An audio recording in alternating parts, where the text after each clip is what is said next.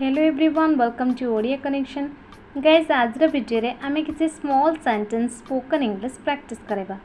Let's get started. हमर प्रथम वाक्य होची कोन हैला। या को हम इंग्लिश रे कहबा व्हाट हैपेंड। तमे केमिति जीवो हाउ विल यू गो। जोता पिंध पुट ऑन द शूज। जूता बांध टाई योर शू वर्षा होची इट्स रेनिंग। तमे कुआडे जाइथिलो वेयर डिड यू गो। ये केते बेले हैला व्हेन डिड दिस हैपन। पंखा बंद कर switch off the fan. Switch off बदल रे आपण टर्न ऑफ रो मध्य व्यवहार करि परिबे।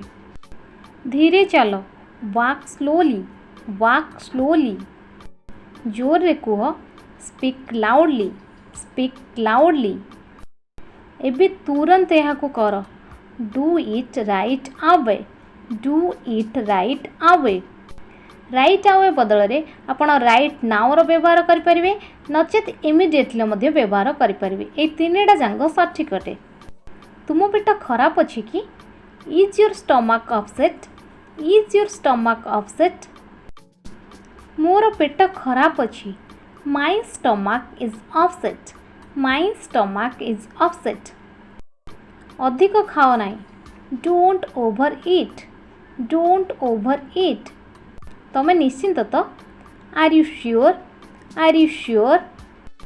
मु निश्चिंत आई एम श्योर। तमे केते डेंगा बा आमे एमिति पचार थाउ तमर उच्चता केते। या को हम इंग्लिश रे कहबा व्हाट इज योर हाइट। मोर उच्चता 5 foot 3 inch. I am 5 feet 3 inch toll.